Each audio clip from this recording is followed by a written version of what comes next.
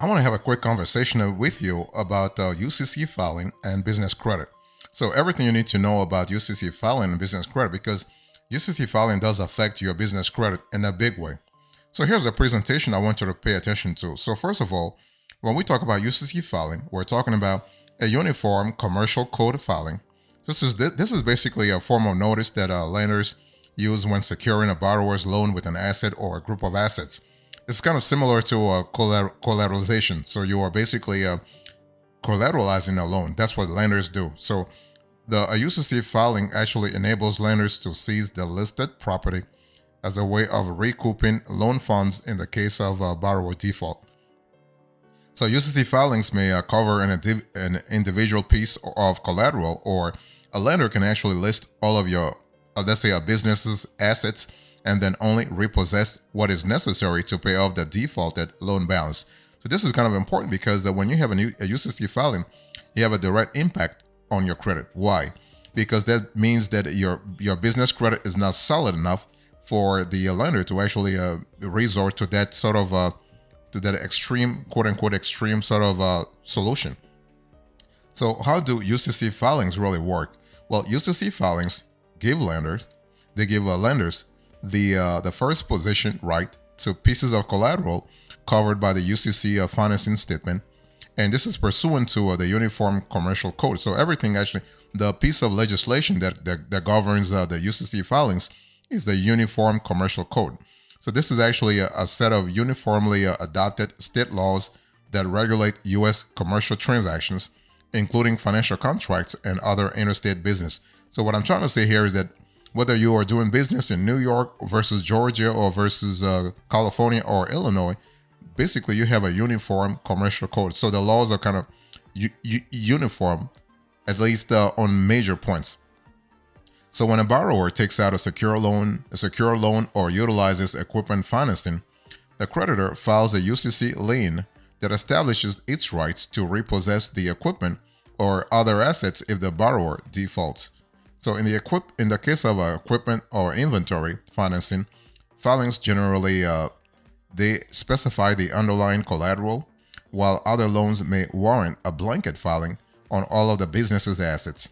And so what happens here is that if the borrower defaults on the loan, the lender can seize the listed collateral to recoup the outstanding balance. But again, we're speaking about up to the maximum amount owed the lender.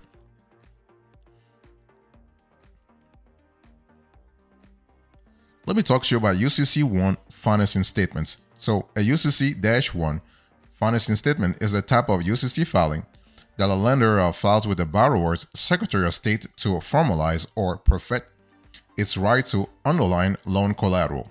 And by doing so, the lender provides notice to other lenders of its security interest in the collateral. So what happens here is that this will affect your business credit because basically if the lender is notifying other lenders, basically just means that your PayDebt score, your Equifax business score, or your Experian business score might actually take a hit, okay? And UCC-1 financing statements are effective for 5 years. So remember that 5 years. So lenders must renew them to cover longer loan repayment terms.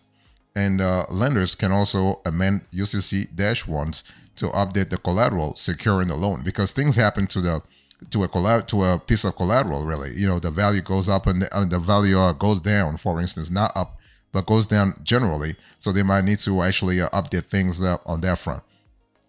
It's important to really understand that when we talk about the impact on your business credit, you know, not only your PayDebt score will go down because, again, when we talk about the UCC-1 financing, a UCC-1 sort of notice on your credit report, because it will go on your PayDebt score because the lender is notifying other lenders. This means that your business credit score was low in the first place, or you are considered a risk for the lender, right? So your business profile, your cash inflows and cash outflows, your financial situation in general was not good enough for the lender to actually rely on your business credit. They wanted further security, so this will affect your business credit, your business credit score, and what's really important to remember is that if you are applying for additional business credit, other lenders might actually not be interested because they know already that if there is a problem, they will not be the the first in line to recoup their losses because somebody else has already filed some UCC filings, some has UCC notices on your credit.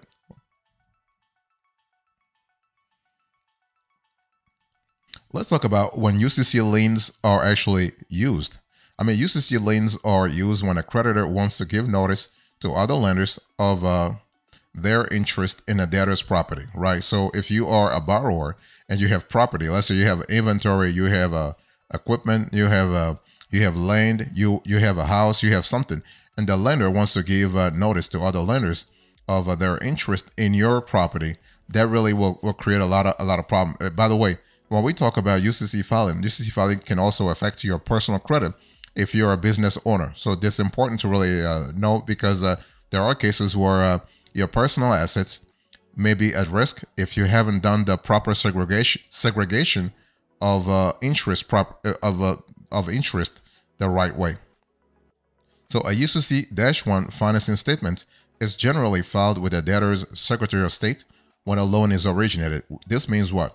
It means that basically if your business operates in 5 states, a UCC-1 filing must be sent to the Secretaries of State of all the 5 states. And lenders can attach UCC liens to a wide range of assets, including you have inventory. I mean, inventory is really popular because it's highly liquid. It's monetizable. You also have large equipment. You have office equipment. You have real estate. You have vehicles. You have receivables. So we are speaking about accounts receivables, notes receivables, commercial instruments, letters of credit, and investment securities. So investment securities here, we are speaking about marketable securities, short-term securities. It can be stocks, bonds. It can be ETFs, and so on and so forth. So every securities that every security that the company owns, the lender can actually file a UCC-1 financing statement on it. So this is totally possible, and the law really sort of approves of it.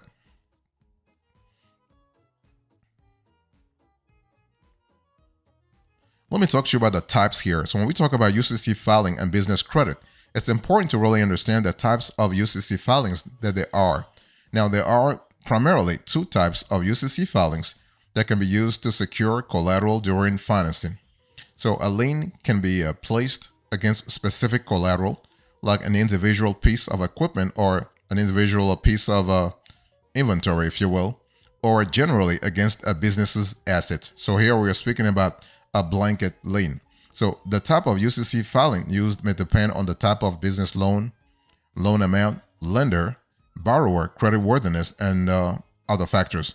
Also business line of credit. So if your business credit score is really low, then a lender might be interested in filing a blanket lien on all your business assets. Let's talk about UCC lien against specific collateral. So lenders can opt to file a UCC lien against a specific piece of collateral, like a piece of equipment or real estate. This is sometimes referred to as a purchase money security interest, PMSI, and liens against specific collateral are most commonly used when a business owner purchases a piece of equipment or inventory with financing. And so what happens here is that if you, as the borrower, you default on the financing, the lender has first priority to repossess the individual item to recoup the outstanding balance. However, the lender cannot attach to the company's other assets. So this is for UCC lien against specific collateral. And then you have the second category that I spoke to you a little earlier about. So you have a blanket UCC filing. So a blanket UCC filing covers all of all of a company's assets, not just a single piece of collateral. So in the case of borrower default, the lender can repossess and sell assets equal to the value of the outstanding loan amount. And UCC-1 blanket liens make loans more accessible to borrowers without big ticket assets like equipment. So for that reason, blanket liens are extremely common and often used to secure SBA loans, business lines of credit, and short-term loans from alternative lenders. And alternative lenders, they love they love blanket liens a lot. So due to the broad scope of collateral, however, this type of UCC filing can make it more difficult for a borrower to qualify for future loans because all of their business assets are already encumbered by the blanket filing. And also this, your business credit score will take a hit. That's something to really think about. Let me talk to you about how UCC filings affect your credit and ability to obtain financing. And it's important to really understand how things work in a very specific way. So UCC filings are a normal part of getting a business loan that's really secured by collateral and don't typically impact day-to-day business operations. So you can go about your business as normal, not a problem. That said, UCC filings do enable lenders to repossess collateral tied to the UCC-1 financing statement if your business defaults on a loan. So having outstanding UCC filings also can impact your credit and ability to obtain financing. So in general, UCC filings can show up on a business on business credit reports. That's what I said a little earlier, right? UCC liens do not directly impact a business credit score in a big way. However, UCC filings from the past 5 years show up on a business credit report. This means what? It means future lenders can see existing loan balances, payment histories, and liens, and this information may impact lending decisions. So to better control the information on your business credit report, you want to review it periodically, actually, to ensure old UCC filings have been removed. Because if they're old, they should be removed in the first place, all right? You also want to limit how assets can be used to secure future financing. So having a UCC filing on a business's credit report can make it more difficult to qualify for future financing. This is because lenders are less willing to secure debt if they only have a secondary position behind another creditor. And that makes sense, because if you're thinking about mitigating risk, you do not want to actually increase your risk that much. And also, UCC filings put collateral at risk of repossession. So business collateral subject to a UCC lien can be repossessed if the borrower defaults on the loan. So by taking on a secure loan, business owners run the risk of having their equipment or other business assets seized, especially when you have a blanket lien. And so it's really important to really, as you are managing your business credit, you also have to think about how the UCC filing not only affects your business credit, but also your day-to-day operations. Because, you know, when an asset is encumbered by UCC filing, chances are you cannot do certain things with that assets. Now, if your business has UCC liens against its asset, it is still possible to get additional financing, okay? Let me give you a few options to consider. First, you can use other collateral. You can ask the lender to release some assets. I'm talking about the lender who has filed the UCC filing, who has filed a UCC notice. And you can find a lender that will accept a second position lien. It's not really that easy, but it is possible, totally possible. Let me break it down for you. So you can use other collateral. So what happens here is that if your existing UCC financing statements only cover specific pieces of collateral, future lenders can instead attach to the business's other assets. Let's say you have an UCC lien on inventory, then you can actually make your equipment available for further UCC liens. And you can also ask the lender to release some assets. So if your lender has a blanket filing against your business assets and the value of those assets is far greater than your debts, it may really carve out some items that can be used as collateral for future loans. That said, changing loan collateral typically requires refinancing the loan. So something to really keep in mind. Or you can find a lender that will accept a second position lien. Not really easy, but it is totally possible. So, you know, work with a lender that is willing to take out a second position lien against one or more of your business's assets. Keep in mind, however, that this is often difficult to accomplish, especially in the absence of excellent borrower qualifications. So when we talk about excellent borrower qualifications, we're speaking about your business credit score. We are speaking about your personal credit score, but we're also talking about cash inflows and cash outflows. So there is an element of revenue management here. So if your revenue is not really aware what it should be, that means that your financial profile is not solid enough. Then you would find it very complicated to actually find or identify a lender who will accept a second position, a second lien position. But it is totally possible, especially alternative lenders.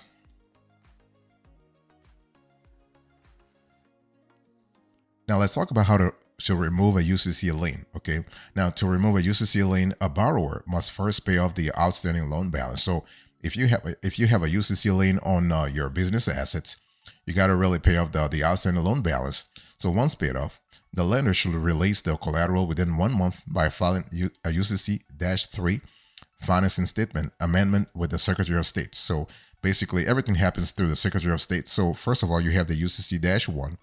And then once you have to remove the lien, you have to file a UCC-3. So this removes actually the UCC-1 filing and terminates the lien. Notably, UCC filings typically expire after 5 years without express action by the lender. For that reason, many lenders do not actively terminate UCC filings, instead waiting for them to lapse naturally. So to combat this, as a borrower, you can submit a formal request to the lender to remove the lien. And the lender then has 20 days to file a termination statement or send the borrower a termination statement to file. If no termination request is filed or sent by the lender, after 20 days, the borrower can file a UCC-3 form requesting termination. So you get the power back there. So it's important to really understand that when we talk about UCC filing and lien, there are some subtle differences. The main difference that we have seen is between a lien and a UCC filing is that a UCC filing is what creates a lien against the borrower's business collateral. So depending on the type and scope of the UCC filing, the lien may be against an individual assets in the case of a UCC lien against specific collateral, as I explained to you in today's conversation, or a group of assets in the case of a blanket UCC filing. And so this is kind of cool. So the bottom line here is that when we talk about UCC filing and business credit, UCC filings actually affect business credit directly and indirectly. Directly in the sense that you might lose a couple of points off your payday score or your Experian business score or your Equifax business score. And they also affect your business credit indirectly in the sense that other lenders will see that you already have encumbered assets, and so they'll be less willing to actually do business with you in terms of extending new forms of business credit to you. Okay, because at the end of the day, companies file UCC statements to perfect or formalize their interest in a borrower's collateral, and a UCC filing basically gives other lenders notice that the lender has a first position lien on collateral if the borrower defaults on their loan. So a subsequent lender can take a second position lien against the same collateral, but will only be able to seize that collateral if the first position lien has already been satisfied. Okay, so that's really an important element to think about, especially as you're managing your business from a business credit perspective.